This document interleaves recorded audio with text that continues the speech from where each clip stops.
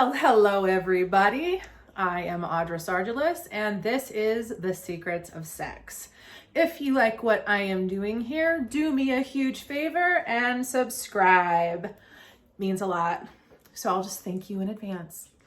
So today I am going to be, well, not just me. I have a guest.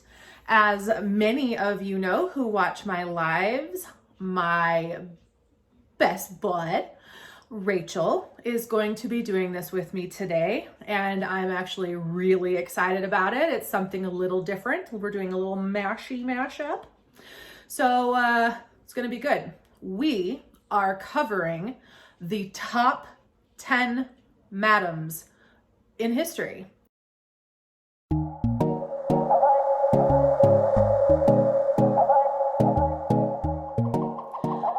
Kind of funny, it's not just the madams, it's like madam prostitute, prostitute madam. I guess they could be considered as both, but I who knows? Historians and history in this is kind of muddled until you get to the modern age. That's just the way it is. So right now I'm gonna start with number 10. And that is Veronica Franco, the Venetian courtesan. A 16th century Renaissance courtesan in Venice. She was extremely well educated and even published poetry. For women back in that time, that's exceptionally rare. Back in the Venetian society at this point in time, there were two classes of sex workers. High class, which Veronica was, who were very well educated and had many other talents, literary,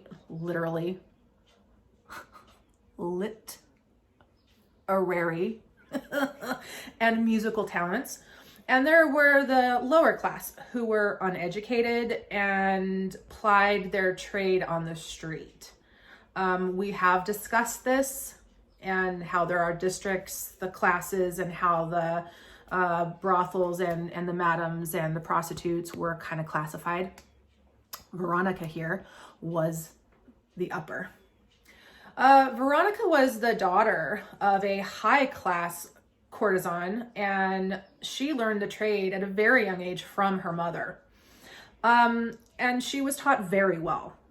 But still her mother worried about her future, and she married her off to a very wealthy physician. And this happened while Veronica was in her teens, which again, for the time, it was very normal. However, she felt very stifled in the marriage and went for divorce. But since she had given birth during the marriage, her ex-husband refused to refund her dowry. What is a dowry? Back in the day, women often came with goods and money. And depending on their class, that could be exceptionally high or very, very, very low. And hers was rather large. And since she had no money after this divorce, it left her in poverty, and it forced her back into her original trade. Full-time as well, not just like occasionally. She had to do this for her living to survive. She proved to be very, very popular with her wit, her intellect, and her talent in the bedroom, and quickly became infamous and consorted with royalty and the wealthy of Venice. Since courtesans had no husbands, Veronica had to learn how to rely strictly on her wits and her wealthy benefactors to sustain her way of life. She had many famous lovers, but money always ran out, and she was forced again back into the fold of being a courtesan. As she aged, however, like most people, her beauty faded, and with that, so did her benefactors. And she lost all of her wealth and died in poverty in 1591. There is actually a movie made about her that was made in 1998 called Dangerous Beauty. Some of her most notable lovers were King Henry III and the King of France. Hi guys, Rachel here. Glad to see everybody. Let's just jump right into it, and we'll do number 9, which is Madame Du Barry, also known as the hated mistress of the king.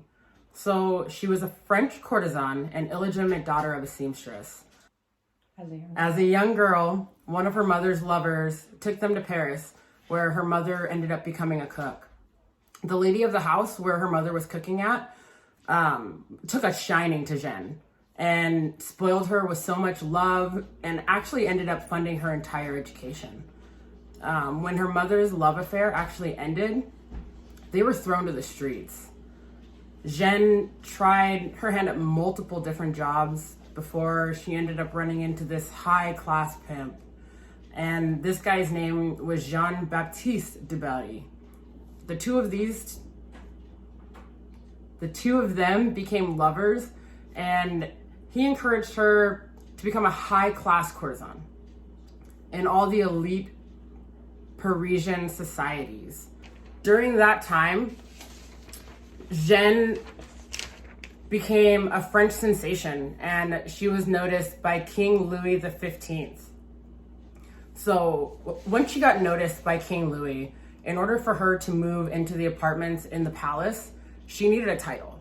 So the king married her to his brother. So she ended up marrying Jeanne Du Barry's brother and was introduced into royal society as Madame Du Barry. She was lavished with gifts by the king. He even gave her her own slave. So she was given the finest dresses in France and even showered in diamonds. Like, this was crazy. She came from nothing and became everything at this point. Marie Antoinette soon married the king's son and hated Jeanne. So once Marie realized her title, she could not stand her. And as soon as the king passed, Marie Antoinette became king, and at that point, she exiled Madame Du Barry to a nearby nunnery. So when she ended up in this nunnery, she lived a quiet life. She had very few love affairs until the beginning of the French Revolution, and in which that time, she was arrested and accused of treason. Can you believe that? And with all of that happening, she was condemned to death. And at that point, beheaded via the guillotine. This woman went through so much, lived through a lot, was exiled, had to become a nun, and then got found of treason and beheaded. That's nuts. Dude, that's fucked up. She got beheaded. I'll bet you it was that bitch Anne-Marie. Or Marie Antoinette, you know what I'm saying? She got pissy. But you know what happened to Marie Antoinette, don't you? So, she got hers. It's called karma, served cold. Anyway, okay. So now we go on to number 8. This would be Nell Gwen, and she was known as the witty child prostitute. Disclaimer, again, as with all of these things, we are talking about the 1600s, folks. Times were very different. You all know I do not condone anything dealing with children or anything like this. This is just going with the times, and we won't be going into any detail of that sort. We're just giving you information. So Nell was born in 1642 to very low-born parents. And unfortunately, at a very young age, her mother drowned. Ironically, her father was a sea captain. So, did she drown? Or did he kill her? I don't know. I'm just saying, sounds a little sketch to me. But I digress. And when she was gone, the mother, Mr. Sea Captain here didn't stick around, guys. He was like, hasta la vista, I'm back out to sea. And these two little girls were left to their own devices. Literally, they had no family. They had nobody to help take care of them. And they were on their own. Nell was the older of the two girls. And there are reports that she became a child sex worker to afford food and shelter for her and her sister. I can't tell you how much this bothers me, but okay. Nell often loved to dress as a man and perform skits at the brothels that she worked at, and she soon developed a name as quite the accomplished little actress and had incredible comedic timing and wit. Patrons would come to the brothel just to see her perform, even though women at the time were not allowed to even be on stage. See, most actors, while performing the woman's part, were men in drag. That's what it was. That's what it was. So women weren't even allowed on stage for many years. When Cromwell came in to rule, we can talk about him later. He's a cocksucker, just saying. He actually banned all theater performance, considering them to be frivolous. But when Charles II came into ascension to the throne, a new theater was built, and Nell was given a job as a sweet seller because she was so good at bringing in patrons to the theater. This now exposed Nell to high society, okay? With her clear, strong voice, her lively wit, her good looks. She was soon like a very well-trained actress and one of the only of the time. She was one of England's favorites by 1665 and had gained celebrity status. The Great Plague of London, that plague, the big one, tell me you know what that is. If you don't, we'll cover it later, even though it's not about sex. Woo. The Great Plague shut down basically all theaters, and Nell and her sister started following the king's court around the country.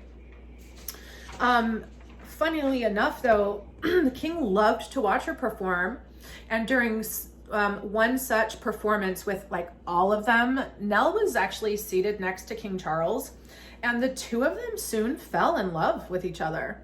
And even though he had a bevy of mistresses and a wife, he actually dismissed all of his mistresses, which is unheard of. It's unheard of for that. I almost find this hard to believe, but who knows? He got rid of them all, kept his wife because he had to, of course, but he kept Nell. He kept Nell as his main squeeze, man. And Nell actually gave birth to her first son in 1670, after which she continued to perform on stage, much to society's disgust, who deemed it completely beneath her. The king, however, loved it. He loved her. He loved their son. And he purchased her very own townhome. We would call it a town. We wouldn't call it a townhome. We would call it a castle or an estate anyway. And then in 1671, she gave birth to their second son. It was in, let's see, 1685 when King Charles died that his heir, James II, gave Nell an annual pension, and she retired to obscurity. It was in, like, she had lived a full, crazy, very adventurous life for someone of the time, being born of low parents and then coming up and having the love and attention and sons of the king, right? What else do you have to accomplish as a woman at that point in time? So it's a really sad thing. It was in 1687, due to syphilis, they think that she had a stroke and died at the very young age of 37. Damn, syphilis got Nell. That sucks. And at 37? Shit. Whew. Okay, on to number 7. We've got Catherine Walters. So, Catherine was a sex worker with a heart of gold. She was born in 1839. Her mother died young, which is super sad. It stated that she learned her horse riding skills with a traveling circus. Like, that's insane, but so cool. I would love to learn how to ride horses from a traveling circus. But I digress.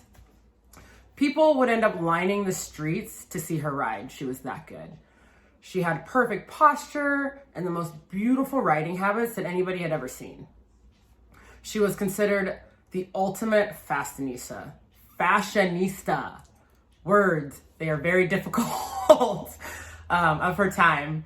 She was considered the last courtesan of Victorian London, which is kind of crazy too. She was very outspoken, direct, and bawdy. Like, this bitch was loud, which good for her, you know, because she didn't give a fuck. Everyone loved her. She never married, which good for her, you know, keep it real.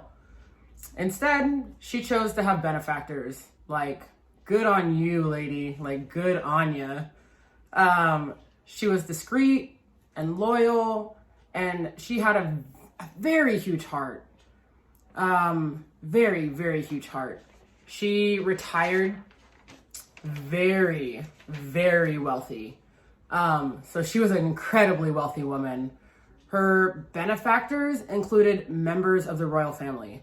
Like, she wasn't going for no broke bitches, man. Like, she was going for the cream of the crop. Only the good would do for her. Leaders of political parties and intellectuals, noble clients, King Edward VII, Jesse James, really? Like, come on. Margaret of Harrington, Lord Fitzwilliams, like, get out of here. The men that she had at her beck and call, like, girl, I need to take notes from you because I need wealthy men like that in my life. That bitch had it going on, folks. I mean, that's all I'll say. Number 6 is Salisbury, known as the London Stabber. This is misleading. It makes you think that she went on a stabbing spree. Like she was this madam exclusive prostitute out there stabbing guys. You're gonna... Okay. Hold on. So Sally was born actually Sarah Pridden in 1690 London. She became an apprentice seamstress at just 9 years old. However, one day she lost the lace of her employer, and instead of facing the consequences, she ran away to live on the street because she lost some lace. Now, what was this motherfucker doing to her? Did he did they beat her or what? Because who runs away from losing like just a piece of lace? Granted, lace back in the day, even today, real lace is right, but that's extreme. That's extreme. So here she is living on the streets, and she decides that she's going to try her hand at selling, the street pamphlets. However, she learned very quickly that she made far more money selling her time to the local boys. I don't want to know how old she was. I don't want to know. Because here we go. At 14, y'all, she was discovered by Mother Wiseborn, and she was the madam of one of the most exclusive brothels of the time. That's when she actually changed her name to Sally, because it was considered a more appealing name. So Sally was an instant hit and highly celebrated for her incredible beauty and wit. Boys like the smart girls. Don't tell me you don't. I know you do. She often also boasted that she was the highest paid sex worker in the world. I don't know about that, but I like her confidence. She became even more infamous when she stabbed her client over tickets for the opera. Here's where it's like, what the fuck? So she went to prison for this, okay? She was supposed to spend a year in prison over this incident. And her client was Lord Finch. It was a lord. That's why she went to prison for a year, right? But, sad day, 9 months into her stay, she passed away due to what was known as the brain fever. Do you know what the brain fever is? Well, let me tell you. It's fucking syphilis. We got another woman, or one of our girls here that we're talking about, subdued to syphilis. I don't even know how I feel about it. She was 32 years old. Her notable clients, aside from Mr. Lord Finch, who, by the way, visited her very often, guys. Like, it wasn't a fatal stab. She just stabbed him. I don't know where. It didn't say. She stabbed him for the fucking opera tickets. Boo-hoo. She goes to prison, and this motherfucker still visits her. Tell me what sense that makes. I don't know. Anyway, notable clients were Duke Richmond and King George II. I wonder who gave her syphilis. I wonder if it was King George. So syphilis got another one. And so they say that she stabbed him over opera tickets. But is that really why she stabbed him? Maybe he wasn't given the D quite good enough and she just had enough of it. But anyway, on to number 5. We got Lulu White. So she was a brothel madam of New Orleans. Lulu was quite an infamous madam. And she was in Storyville, New Orleans in the early 1900s. She started as a prostitute before she saw that she could expand, and she could expand big time. Lulu was the epitome of the modern day entrepreneur. With a few wealthy investors, she bought her own brothel in one of the most prominent positions in Storyville. Her ritzy high-class brothel was called Mahogany Hill. And it was the perfect name because this bitch was 4 stories with marble, had 15 bedrooms, and each one of those rooms had a bathroom. Like, what? In that time? Really? They all had their own bath? Damn. This house had 5 parlors, and the entire house was heated by steam. Like, get the fuck out of here. This lady was doing it right. So, this one's gonna be interesting. So, the girls that she had working for her were called octoroon girls, which is a racist term. And I don't know if I need to explain to you what this meant, because it took me a minute to figure out what the hell is an octoroon girl. Like, when you break it down, octo, it means 8. octopus, octo, 8. Makes sense, right? But what the fuck is rune? Like, really? I'm not gonna explain it to you. Maybe you guys need to figure it out. But I guess since it took me a while, I'll help you out. Octoroon girls mean that they're an 8th black. Like, what the fuck? Really? Anyway, I digress.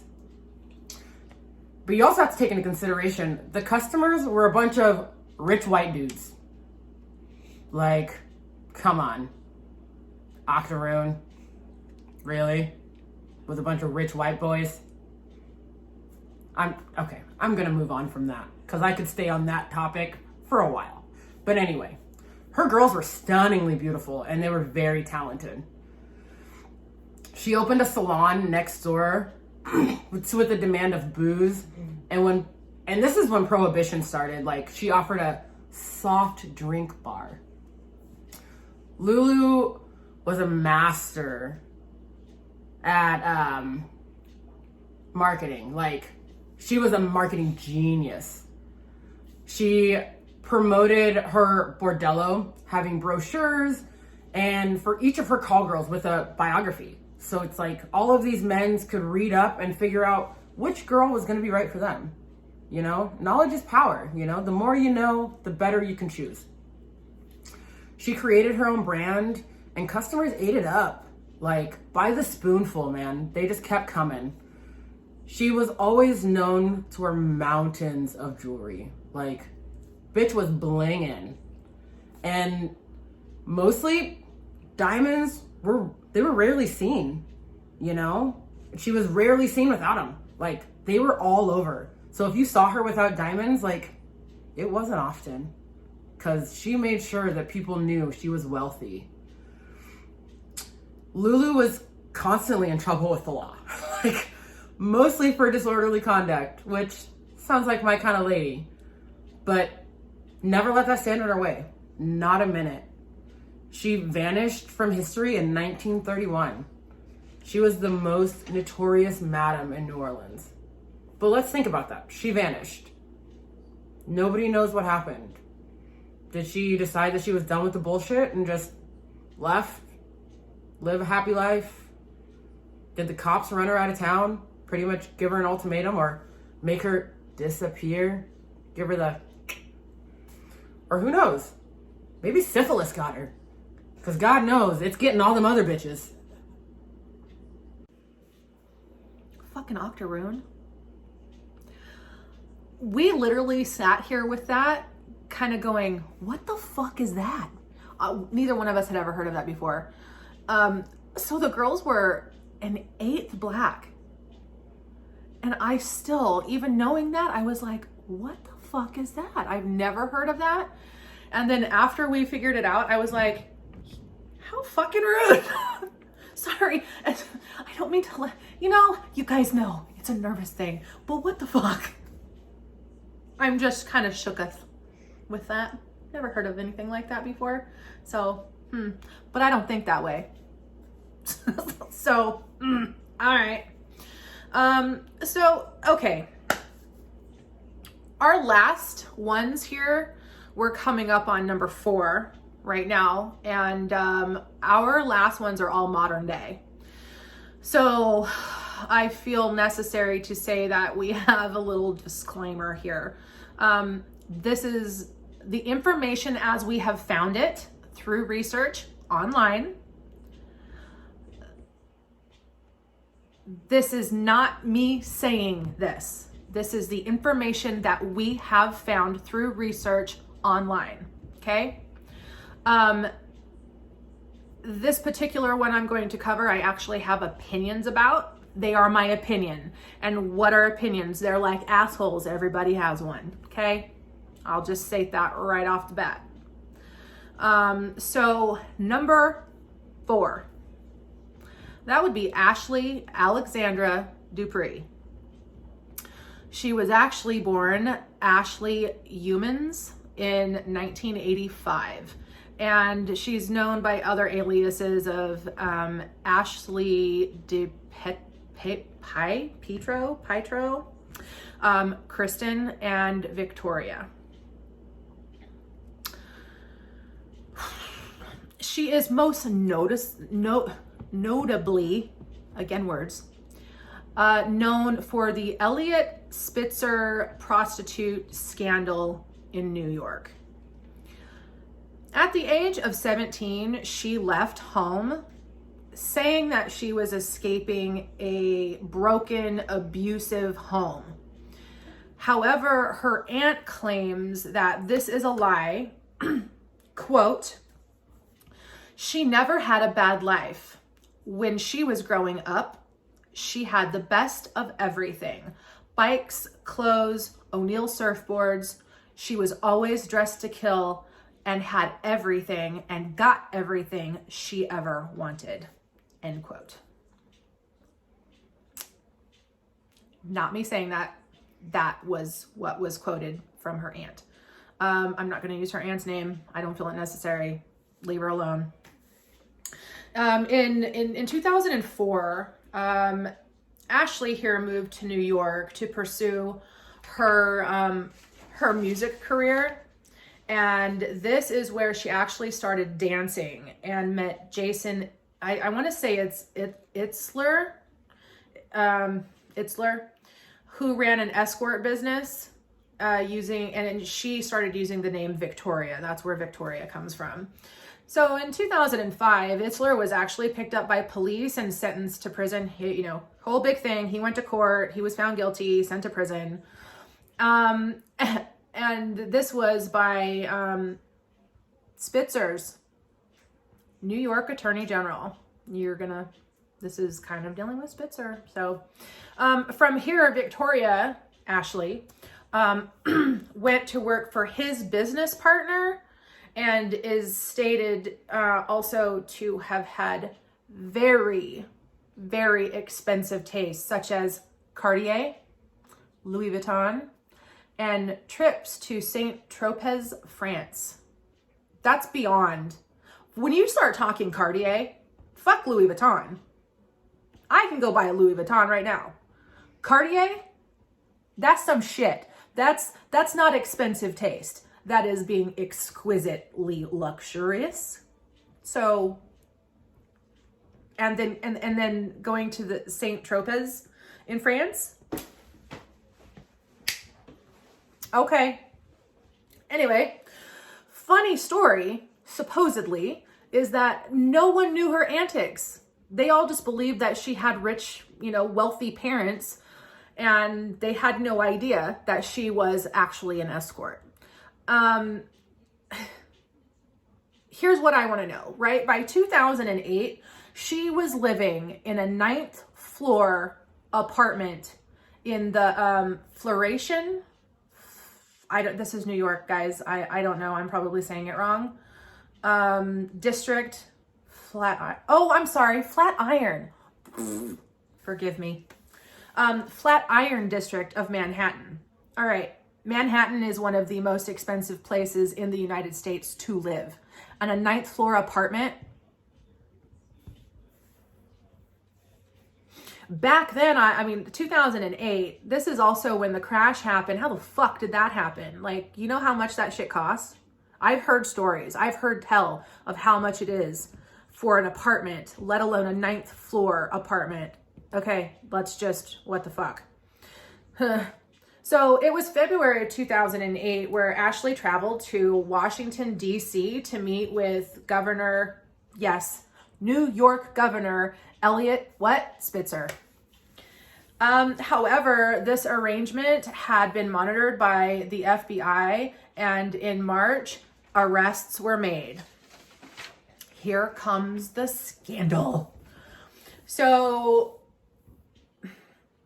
there's crazy shit, right? So by March 14th, she was all over the news. She was in the Times. She was on a New York radio station. Then the Village Voice called her the most famous hooker in America. The New York Post printed a very extensive photo shoot of very provocative photos with her. She was then offered $1 million from Hustler. She had offers from Penthouse and Vivid Entertainment. Guys, the list goes on and on here. She was even on Oprah and Barbara Walters, and guess who else? Diane fucking Sawyer. Why? I think maybe her age had to do a little bit with some of this, because she was very young, y'all. Like, okay. She was also in soft porn, they want to call it, which was Girls Gone Wild. But they aired this, and she wasn't 18 years old. She was 17 years old. And what is that? Against the law. She's a minor. And the owner, Joe Francis, served 1 year in jail for child abuse and prostitution involving 2 underage girls.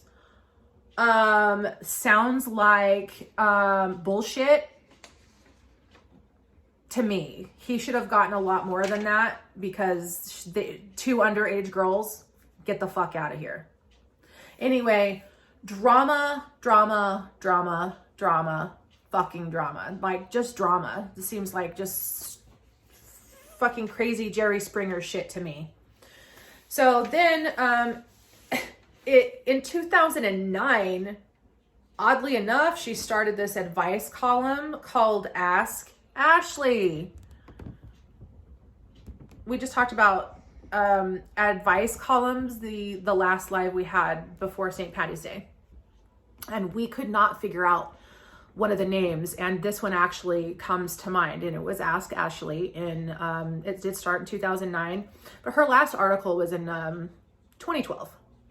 So this, with the scandal, right, she was given immunity from prosecution by the U.S. Attorney of the Southern District of New York for her role in the Spitzer scandal.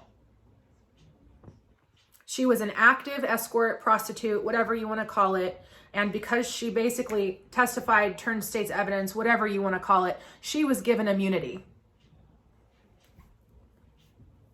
Cool. I mean, it was the fucking governor of New York. So, right? So since then, she's been on some reality TV shows, being a novelty more than anything. And then from what I can see, 2011 was about the last 15 minutes of her fame. She also had some music. She had 2 1-hit wonders. 2 1-hit wonders. I'm not even going to waste my breath on telling you what those are. If you would like, just look up her name. Pictures and everything are up with the names and everything of everybody, so you can check her out. I'm a little this one kind of, to me, is flabbergasting. I don't know why she got so much attention. And I'm not dogging, she's very pretty too. She's very, very pretty girl or woman now. But like, she left home, and there's no, I don't know, we don't know, but there's no like evidence to say, like, her father left when she was young, and then her mother remarried. And then there's a time where she actually changed her last name to her stepfather's last name because she said that's the only father she had ever known. Why would you do that if you had such a horrible family life? That doesn't really make sense to me, you know? But again, I wasn't there, so I don't know. Just speculation, an opinion, I don't know. So, and then like the other thing of like, I don't even know why she's up.